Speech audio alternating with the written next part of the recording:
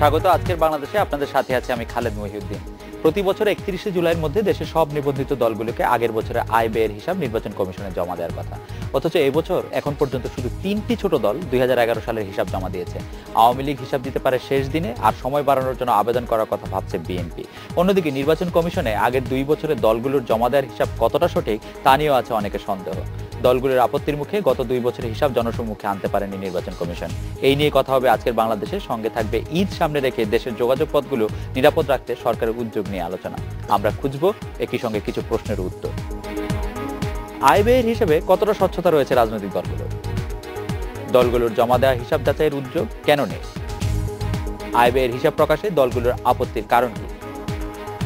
এবার ঈদে ঘরমুখো মানুষের জন্য নৌপথ কতটা নিরাপদ? জানিয়ে রাখি, আজকের বাংলাদেশে আপনার মতামত পাঠাতে SMS করতে পারবেন। SMS পাঠানোর নিয়ম, একে বিও লিখে স্পেস দিন, লিখুন আপনার নাম, পাঠিয়ে দিন আমাদের 16232 এই নম্বরে। এসব বিষয় নিয়ে আলোচনা করতে আজ স্টুডিওতে আছেন নৌ পরিবহন মন্ত্রী শাহজাহান খান এবং দৈনিক প্রথম আলোর সহযোগী সম্পাদক জনাব মিজানুর রহমান খান। স্বাগত আপনাদের। আর কিছুক্ষণের মধ্যে আমাদের সাথে যোগ দেবেন বিএনপির ভাইস চেয়ারম্যান অবসরপ্রাপ্ত মেজর হাফিজউদ্দিন আহমেদ বীর বিক্রম। আলোচনায় যাওয়ার আগে আমরা একটি প্রতিবেদন দেখে নিচ্ছি।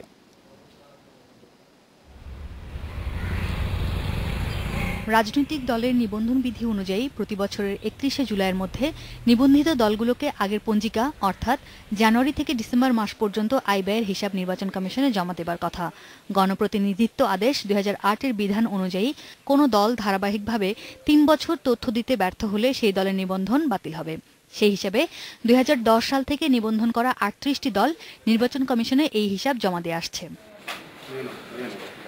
চলতি বছর এখন পর্যন্ত বাংলাদেশ জামায়াতে ইসলাম, তরিকত ফেডারেশন, বিপ্লবী ওয়ার্কার্স পার্টি ও ইসলামী ঐক্যজোট আয় ব্যয়ের হিসাব জমা দিয়েছে। আর জমিয়তে উলামায়ে ইসলাম বাংলাদেশ সময় বাড়ানোর আবেদন করেছে। ক্ষমতাসীন দল আওয়ামী লীগ শেষ দিনে দেবে এই হিসাব। গত বছর তাদের আয় হয়েছিল প্রায় 5 কোটি টাকা আর ব্যয় 3 কোটি। সদস্য সংগ্রহ অভিযান থেকে আয়ের আমাদের এটা বেশি হয়।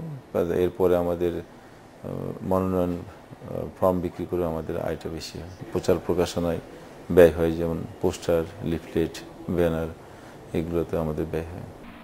অন্যদিকে প্রধান বিরোধী দল বিএনপি গত বছরের মতো এবারও সময় বাড়ানোর আবেদন করতে পারে বলে আভাস দিলেন দলের দপ্তর সম্পাদক।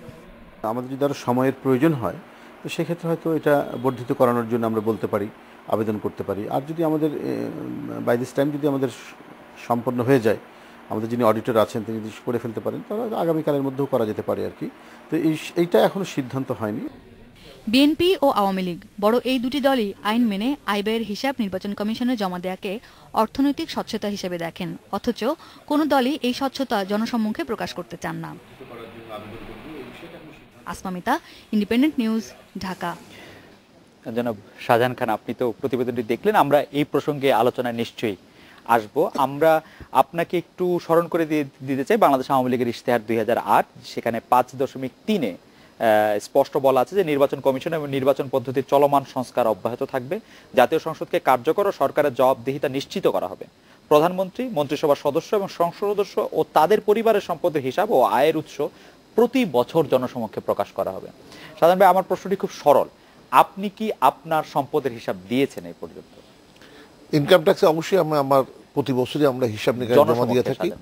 না, জনসমক্ষে এইটা কিন্তু আপনার আপনি জানেন যে ইনকাম ট্যাক্স অর্থ মন্ত্রণালয় থেকে কিন্তু এই বিষয়ে পরিষ্কার বলা আছে যে এটা জনসমক্ষে প্রকাশ করার বিষয় নয়।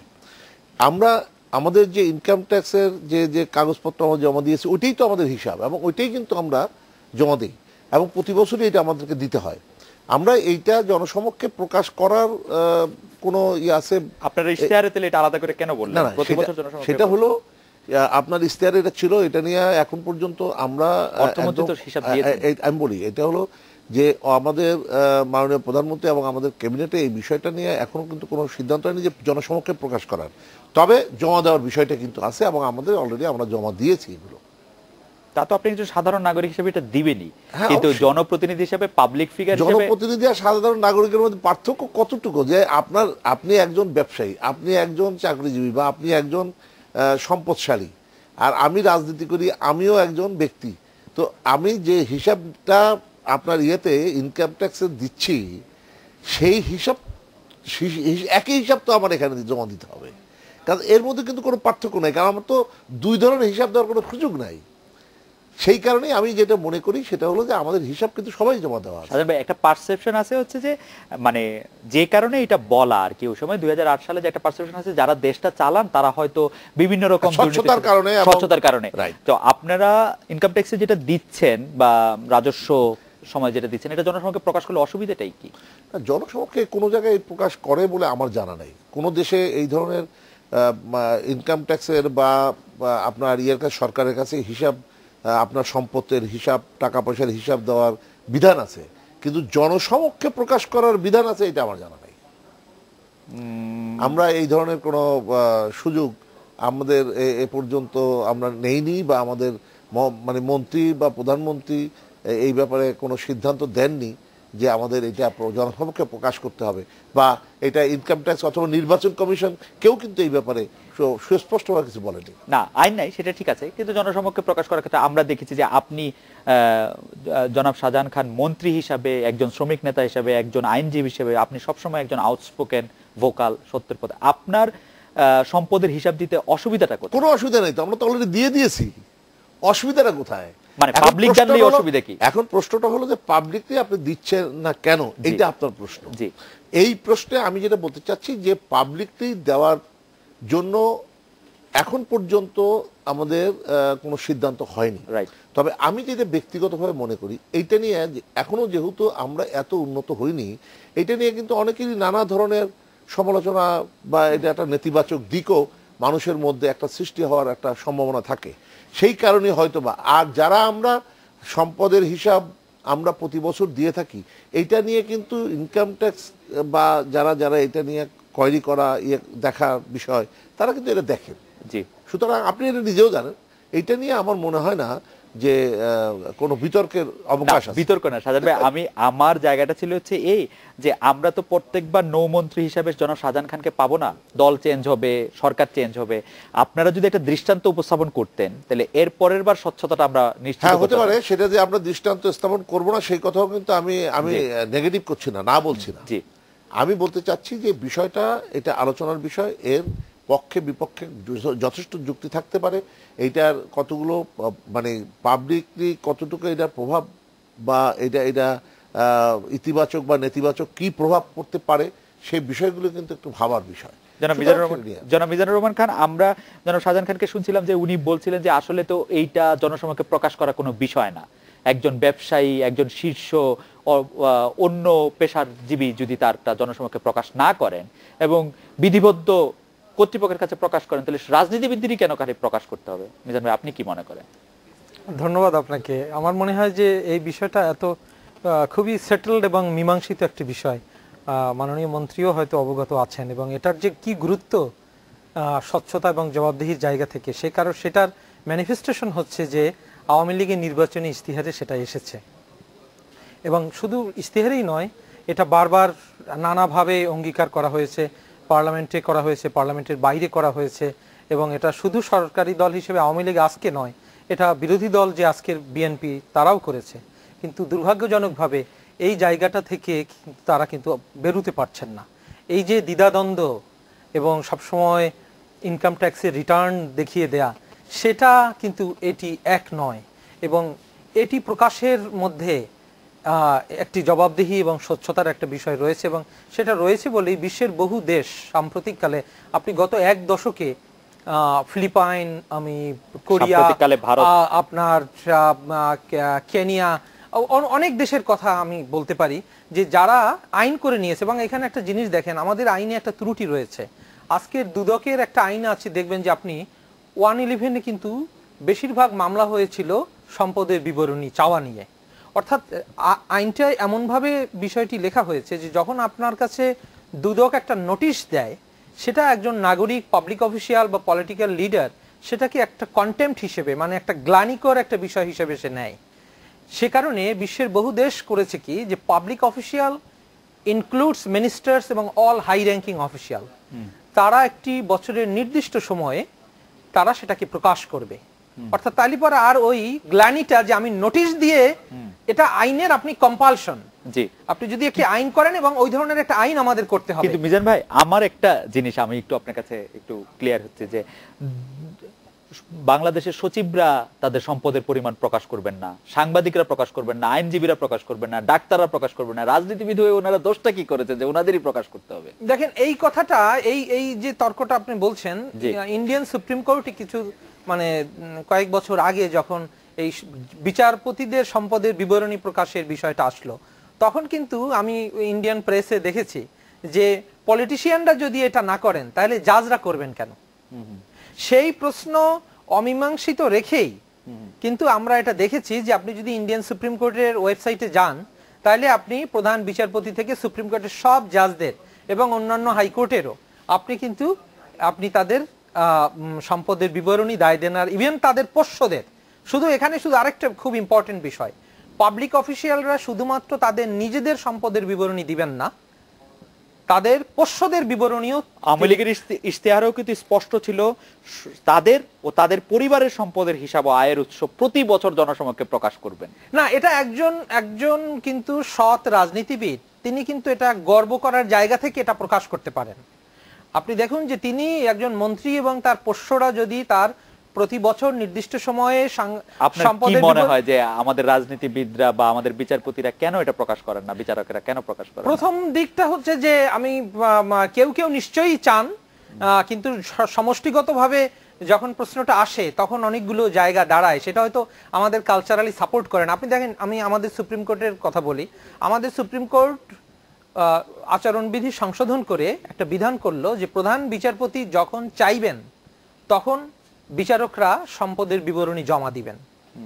সেই বিধানটা কিন্তু আমরা সাম্প্রতিক অতীতে দেখেছি যে বিদায়ী প্রধান বিচারপতি খায়রুল হক সাহেব তিনি নিজে নিলেন এবং প্রেসকে বললেন যে তিনি এটা নিয়েছেন এবং দিয়েছেন। কিন্তু আমরা পরে এটা দেখলাম যে এটা আমরা একটু আহত বোধ করলাম যে এটা একটা শুভঙ্করের ফাঁকি, কারণ সেই জিনিসটা প্রেসে মানে জনগণকে জানতে দেয়া হলো না। তো আপনি যদি, আমরাও এদেশেও আমরা কিন্তু এটা দেখেছি যে সম্পদের বিবরণী এরকমের নিয়ে তারপরে ড্রয়ারের মধ্যে রেখে দেয়া। তো এই জায়গাটা থেকে আসলে এটা আমাদেরকে স্মরণ করিয়ে দেয় যে একাধিক্রমে আমরা 5 বার দুর্নীতিতে চ্যাম্পিয়ন হওয়া দেশ, সুতরাং সেই সংস্কৃতি থেকে আমরা মুক্ত হতে পারছি না, কিন্তু এটা তার ম্যানিফেস্টেশন। কিন্তু আমাদের যেগুলি পাবলিক অফিস না, সেগুলির ক্ষেত্রেও কি ধরেন পত্রিকার একজন সম্পাদকের, সেই পত্রিকার একজন সম্পাদক কি তার সম্পদের বিবরণী কোনোদিন জনসমক্ষে প্রকাশ করেছেন?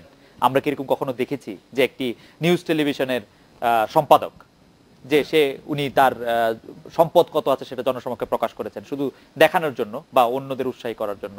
একজন বিরাট এনজিওর একটি প্রতিষ্ঠাতা আমরা কি কখনো দেখেছি এরকম? না, আপনার এই আকাঙ্ক্ষাটা সমাজে থাকতে পারে, তার একটা গ্রহণযোগ্যতা রয়েছে, কিন্তু আপনি এটা এই মানে সম্পাদক করলেন না বা একজন এনজিও প্রধান করলেন না বলে মিনিস্টার করবেন না বা সুপ্রিম কোর্টের বিচারক করবেন না, এই জায়গাটা যাওয়াটা ঠিক নয়। রাইট। এই প্রসঙ্গে আমরা জনাব শাহজাহান খানের রেসপন্স শুনবো। আমরা একটা বিরতি নিয়ে আসি শাহজাহান ভাই, এরপর এটা রেসপন্স শুনবো। আমরা একটা বিরতি নিচ্ছি, বিরতির পর ফিরে এলাম। আজকের বাংলাদেশে জনাব শাহজাহান খান আপনি বলছিলেন আসলে হিসাবটা দেওয়ার এই প্র্যাকটিসটাই কিন্তু আমাদের দেশে খুব কম ছিল। রাজনীতিবিদ তো দূরের কথা, যারা ব্যবসা করেন তারাও কিন্তু অনেক ক্ষেত্রে এটাকে তারা গোপন করতেন, তাদের হিসাব নিকাশ ইত্যাদি। এইটা তো এখন একটা আমরা কিন্তু একটা পরিচ্ছন্ন জায়গায় যাচ্ছি ধীরে ধীরে। এটা একদিনে কিন্তু এই ধরনের একটা ধারণা বা আমাদের চরিত্র এখন পর্যন্ত এই পরিবর্তনটা কিন্তু আমরা সম্পূর্ণ করতে পারিনি। আমি মনে করি যে বিষয়টা অবশ্যই আপনি যেটা বলছেন এটা পাবলিকলি প্রকাশ করায় কোনো অসুবিধা নেই। আমার কি সম্পদ আছে না আছে আমার এলাকা তো অনেকেই জানে।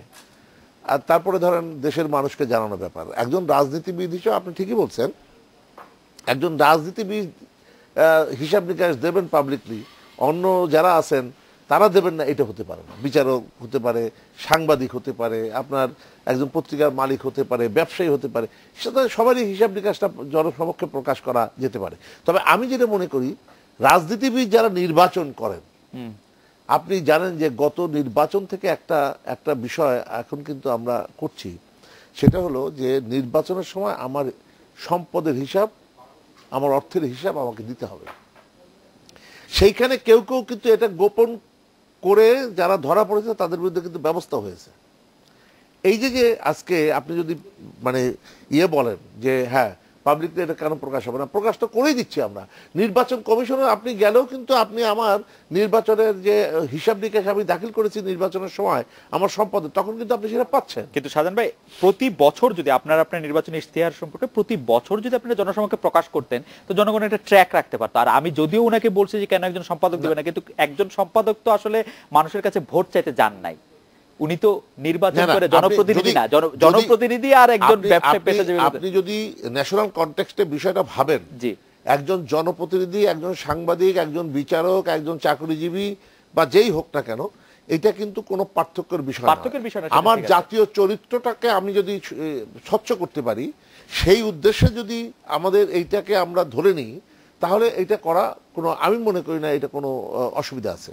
তবে এই বিষয়টা অবশ্যই একটু আলোচনা এবং এটা একটু সময় সাপেক্ষ ব্যাপার।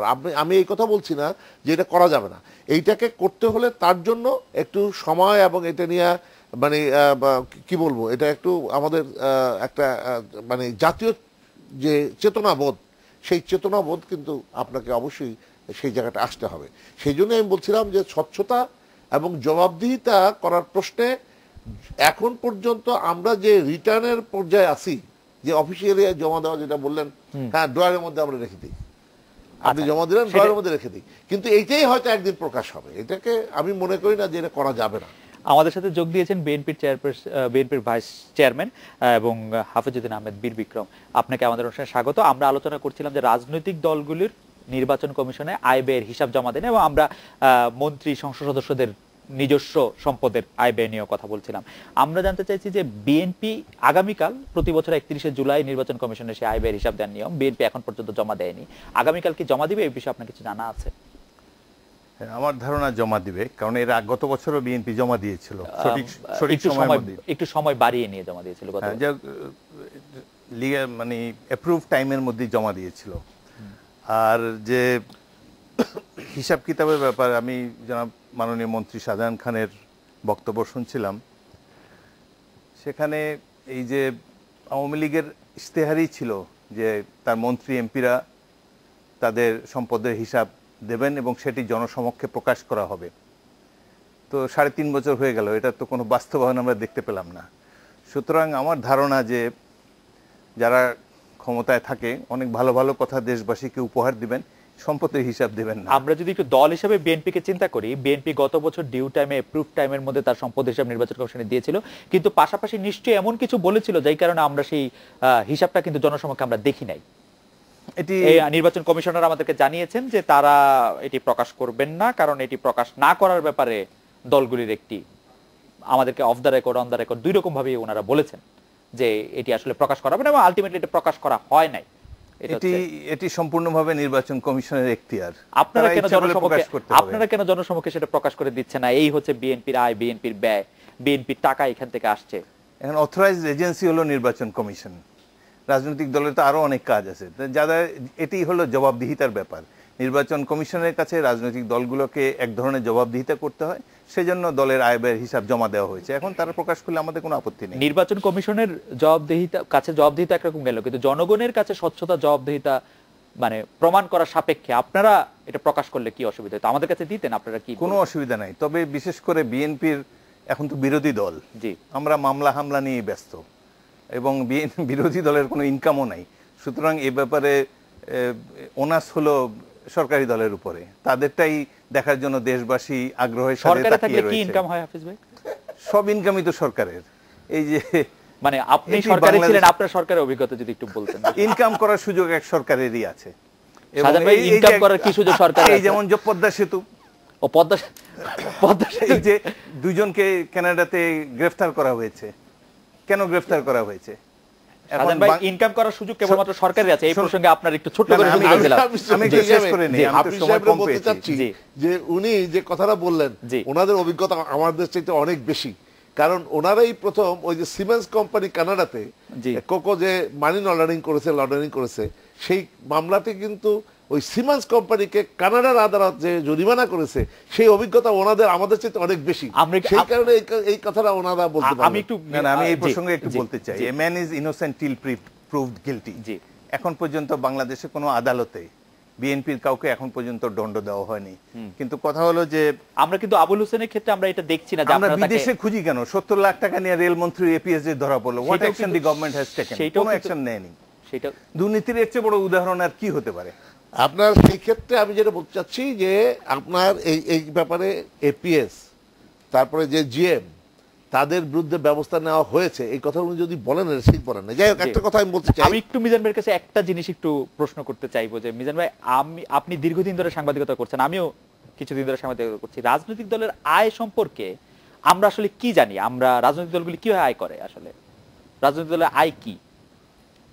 এটা একটা বিরাট প্রশ্ন আসলে, যে আমাদের রাজনৈতিক দলগুলো কিভাবে পরিচালিত হচ্ছে, তাদের তহবিলের উৎস কি, সে বিষয়গুলো তারা কিন্তু যথাসম্ভব গোপনীয়তা বজায় রেখে এখনো পর্যন্ত চলছেন। আপনি নির্বাচন কমিশনের যে প্রক্রিয়া তারা শুরু করেছে সেটা একেবারেই শুরু বলতে পারেন। এবং এই আমাদের দুর্ভাগ্য, এই যে সাবেক মন্ত্রী মহোদয় এবং বর্তমান মন্ত্রী তারা কিন্তু, আমি মাননীয় মন্ত্রীর একটা কথা খুব গুরুত্বের সঙ্গে বলতে চাই, যে জাতীয় চরিত্র একটা শব্দ উনি বলেছেন। এইটাই আসলে মূল সংকটের জায়গা, যে আমরা যদি আওয়ামী লীগ এবং বিএনপি নামের এই দুই দলকে যদি জাতীয় চরিত্রের ধারক বাহক ধরে নেই এবং তারাই যদি প্রতিনিধিত্বশীল আমরা মনে করি, তাহলে অবস্থাটা কিন্তু খুবই একটা কলুষিত একটা অবস্থা। এই দুটি দলই কিন্তু আপনি দেখবেন আজকের 30 তারিখে এসে কিন্তু তারা আজকের আয় ব্যয়ের যে বিষয়টা তারা এই পর্যন্ত সময় এসছে এবং এর আগেও তারা তাই করেছে। এটা কিন্তু একেবারেই একটা ন্যূনতম বিষয়, আর তাদের জন্য কোনো ফরম্যাটিংও করে দেয়া নেই। তারা তাদের মতো করে একটা হিসেব দিচ্ছেন এবং সেটাও বিএনপি অন রেকর্ড গত বছরে তারা বলেছে যে তারা এই তথ্য প্রকাশ করবে না। এবং হাফিজ সাহেব যে একটু বললেন যে এটা নির্বাচন কমিশনের দায়িত্ব, এটা আসলে এটা আমাদের দুর্ভাগ্য। দেখুন, আমরা নির্বাচন কমিশনের কাছ থেকেও কোনো প্রতিকার পাই না। আজকে নির্বাচন কমিশন এত ভীরু যে এই দুটি দল তারা কি মনে করে এবং তাদের সংবেদনশীলতা বিবেচনায় নিয়েই কিন্তু তারা ক্রমাগতভাবে এই ভীরুতার পরিচয় দিয়ে চলেছে। জনাব হাফিজউদ্দিন আহমেদের কাছে শুনবো এই ব্যাপারে, যে নির্বাচন কমিশনকে আমি কিছুটা তার সাথে একমত। জি। এবং নির্বাচন কমিশনের কাছ থেকে আমরা আরো দৃঢ়তা আশা করি। জি। শাহজাহান সাহেব একটু আগে বলেছেন যে নির্বাচনের সময় যে তথ্য নির্বাচন প্রার্থীরা দেন, এমপি হওয়ার পরে যদি ধরা পড়ে যে ভুল তথ্য দিয়েছেন, তাহলে সাথে সাথে তার সিট ক্যান্সেল হয়ে যায়। এটি বাংলাদেশে এখনো হয়নি। এমনকি ঋণ খেলাপি হিসাবে টাঙ্গাইলে একটি আসনে একজনকে সুপ্রিম কোর্ট পর্যন্ত বাদ দিয়ে দিয়েছে, নির্বাচন কমিশন বাদ দিয়ে দিয়েছে, কিন্তু মাহমুদুল হাসান সাহেবকে এখন পর্যন্ত শপথ নিয়ে তিনি পার্লামেন্টে প্রবেশ করতে পারেননি। সুতরাং পদে পদে সেখানে বাধা দেওয়া হচ্ছে, যার ফলে এই এহসানুল হক মিলন, প্রাক্তন শিক্ষা প্রতিমন্ত্রী, হাইয়েস্ট কোর্ট থেকে বলে দিয়ে হয়েছে যে তাকে এমপি হিসাবে শপথ গ্রহণের সুযোগ দেওয়া হোক। মহিউদ্দিন খান আলমগীর ইল্লিগালি এখনো পার্লামেন্টের মেম্বার হয়ে আছেন, কিন্তু এই যে হাসান সাহেবেরটা তো মানে উনি শপথ নিয়েছেন তো, এটা তো আপনি জানেন না তো, আপনারা সংসদে যাবেন না, আপনি বললেন যে তাকে যাইতে দেওয়া হয় না, এই অভিযোগ তো ঠিক না। আপনি তাহলে বিষয়টা জানেন না। আমি দেশের বাইরে ছিলাম সে সময় যদি নিয়ে দেয়া থাকে, কিন্তু এহসানুল হক মিলনের ব্যাপারে সুপ্রিম কোর্টের হাইয়েস্ট বডি বলেছে যে তাকে শপথ নিতে দেওয়া হোক, এখন পর্যন্ত শপথ দেওয়া হয়নি। সুতরাং এখন বর্তমান যে আবহ, বর্তমান নির্বাচন কমিশন তারা হ্যান্ডপিকড, তারা এই ধরনের নির্বাচন কমিশনকে বিএনপি রিকগনাইজ করে না, বিএনপি এদের আন্ডারে কোনো ইলেকশনে যাবে না, সেই জন্য আমরা এই গাজীপুরের ইলেকশনেও যাচ্ছি না। এই নির্বাচন কমিশনটি যদি ভারত বা অন্যান্য দেশের মতো বিরোধী দলকে কনসাল্ট করে নেওয়া হতো, তাহলে নিশ্চয়ই একটি কনসাল্ট করার জন্য তো আপনাদেরকে আহ্বান জানানো হয়েছিল। আমি একটু একটা জিনিস, আমরা গিয়েছিলাম, রাষ্ট্রপতির কাছে গিয়েছিল আমাদের দল, কিন্তু রাষ্ট্রপতি আমাদের সুপারিশ শুনেননি। আপনারা নির্বাচন কমিশনের কথা আমার খুব প্রিয় ব্যক্তি হলেন হাফিজ সাহেব, কারণ দীর্ঘদিনের সম্পর্ক, এবং উনি যখন বাণিজ্য মন্ত্রী বোধহয় না শিল্পমন্ত্রী, বাণিজ্য মন্ত্রী ছিলেন, তখন ইপিজেডে ওনাদের সময় যে একটা বিরাট গোলযোগ সৃষ্টি হয়েছিল, তখন কিন্তু ওনার পাশে আমি দাঁড়িয়েছিলাম আওয়ামী লীগের এমপি হয়েও। সুতরাং তার সঙ্গে একটা সম্পর্কই শুধু না, আমি মনে করি যে জাতীয় যে চেতনাবোধ থেকে আমি এই কাজটি করেছিলাম। কিন্তু উনি না জেনেই কথাটা বলছেন। মাহমুদুল হাসান সাহেব ইতিমধ্যে উনি শপথ নিয়েছেন, সংসদে ওনারা যান না বলে এই বিষয়টা উনি হয়তো এহসানুল হক মিলনের কথা বলছেন। এখন এহসানুল হক মিলনের সর্বশেষ আমি অবস্থাটা যাই না, সুতরাং এবার বলতে চাই না। তবে ওনাদের সময় দৃষ্টান্ত আছে, সাইদি সাহেবের যে ইয়ে চলে গেছিল, সেই সাইদি সাহেব কিন্তু শেষ মুহূর্ত পর্যন্ত সংসদে ছিলেন। সুতরাং ওনারা আমাদেরকে এটা শিক্ষা দিয়েছেন।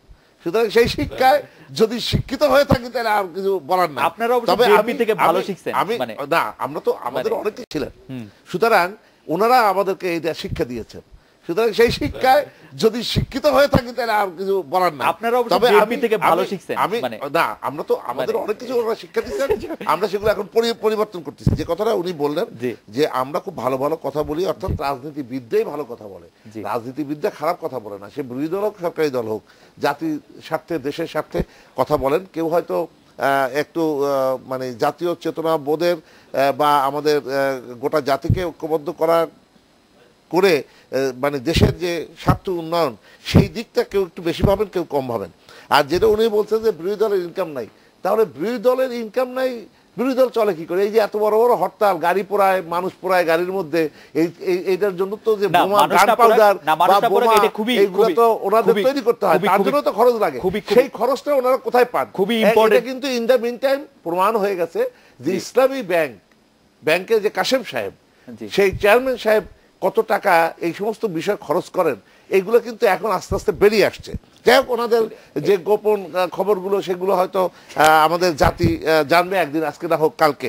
তবে আমি একটা জিনিস বলতে চাই, আমি যে কথাটা বলেছি যে একটা জাতি, যে জাতি দেশ স্বাধীন করলো মুক্তিযুদ্ধের মধ্য দিয়ে, আমিও একজন মুক্তিযোদ্ধা, হাফিজ সাহেব একজন মুক্তিযোদ্ধা।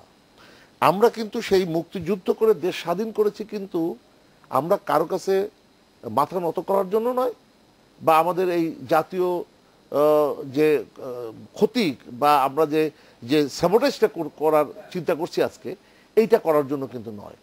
আজকে যে 18 দল বিরোধী দল গঠন করেছে, আমি যদি আমার প্রিয় একজন বন্ধু হাফিজ সাহেবকে জিজ্ঞেস করি যে আপনি একজন মুক্তিযোদ্ধা, আপনি বসছেন জামাত ইসলামীদের সঙ্গে, যে স্বাধীনতার বিরুদ্ধে লোক, আপনি বসছেন মুসলিম লীগকে আরো সমৃদ্ধ করার জন্য কি কি করছেন, মুসলিম লীগকে আপনি নিলেন সাথে, সে স্বাধীনতার বিরোধী। একটু শেষ করি।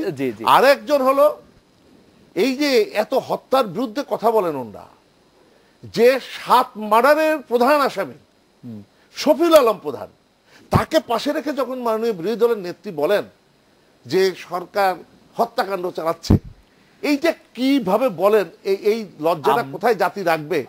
সেটাই প্রশ্ন। আমরা একটা বিরতি নিচ্ছি, বিরতির পর ফিরে এসে এই বিষয়ে আরো আলোচনা শুনবো যে রাজনৈতিক দলগুলোর আয় কিভাবে হয় এবং কিভাবে রাজনৈতিক দলগুলি বিভিন্ন কর্মসূচি পালন করে রাখে, বিরোধী দলে থাকলেও সরকারে থাকলো। আমরা একটা বিরতি নিচ্ছি, বিরতির পর ফিরে এলাম। আজকের বাংলাদেশে জনাব হাফিজউদ্দিন আহমেদ, আপনার কাছে জানতে চাইবো যে জনাব শাহজাহান খান একটি ইঙ্গিত করলেন যে আপনারা এত বড় বড় কর্মসূচি করছেন, এত লং মার্চ করছেন, এগুলির জন্য তো অর্থের প্রয়োজন আছে, আসলে তা কোত্থেকে আসে? আসলে আমার জানা মতে বিএনপির অর্থের উৎস সদস্যদের চাঁদা।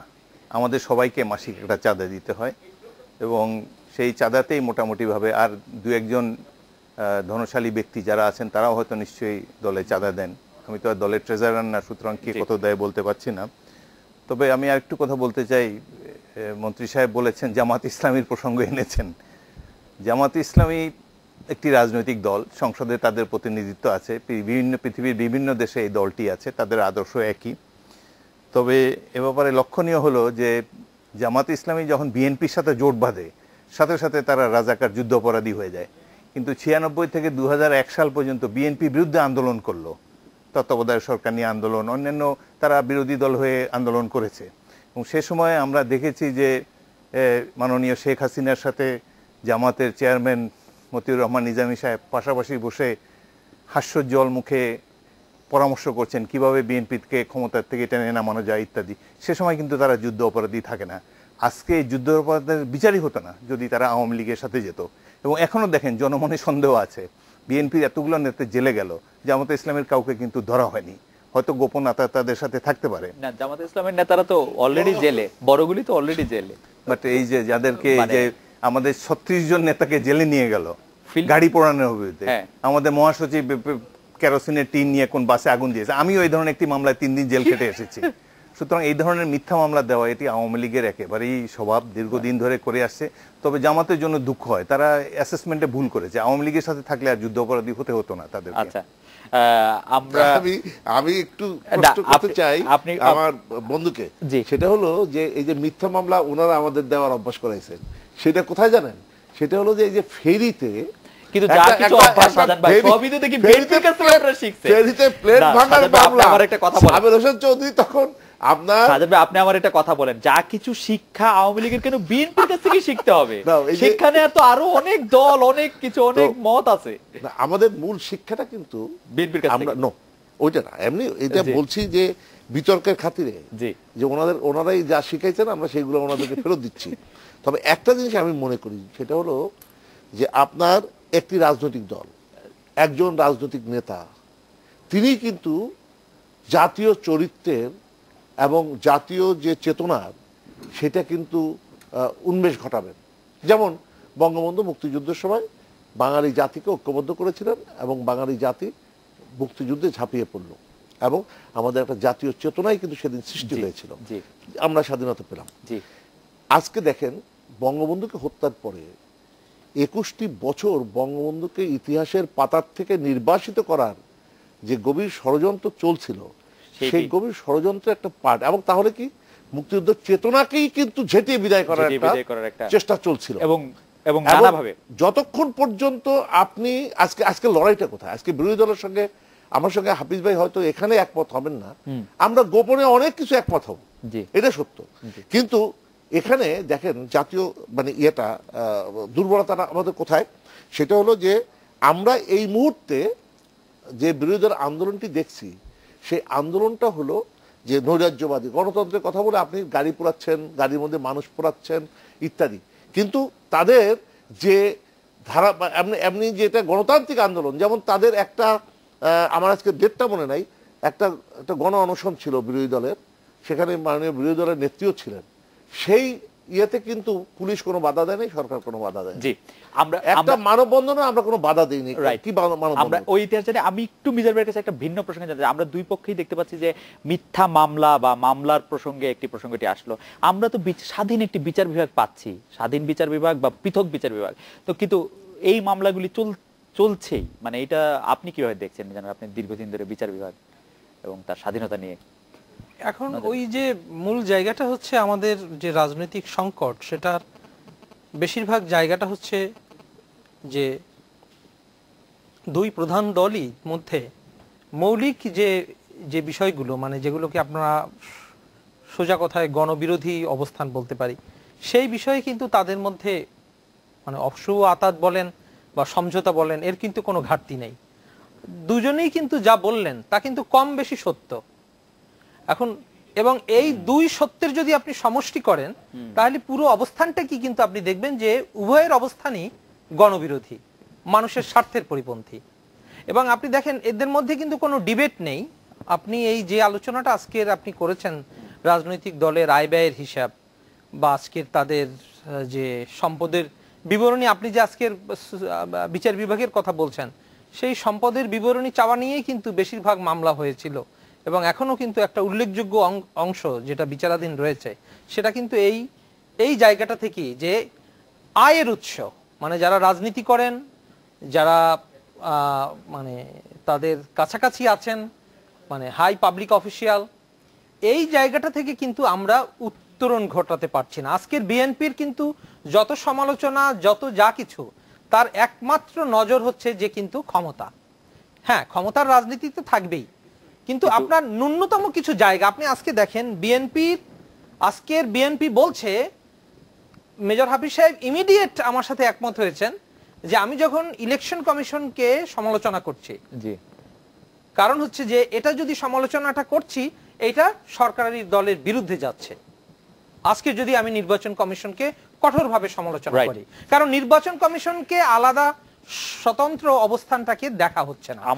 এবং বিএনপি যে আয় ব্যয়ের হিসেব তার রাজনৈতিক দলের, আজকের ওনার কথা থেকেই স্পষ্ট যে উনি কোষাধ্যক্ষ নন বলে উনি জানেন না। এই জায়গাটা কিন্তু প্রথম যেতে হবে যে আমাকে রাজনৈতিক দলের অভ্যন্তরে এই দুটো দল কিভাবে চলে, কোথা থেকে টাকা আসে, ট্রাক ভরে ভরে কোথা থেকে লোকজন আসে, বহু কর্মসূচির বিষয়ে কিন্তু গুটি কয়েক লোক জানে। এবং যারা এখানে বিরাট অঙ্কের চাঁদা দেন ইলেকশন, আজকে দেখেন 15 লাখ টাকা হচ্ছে সিলিং।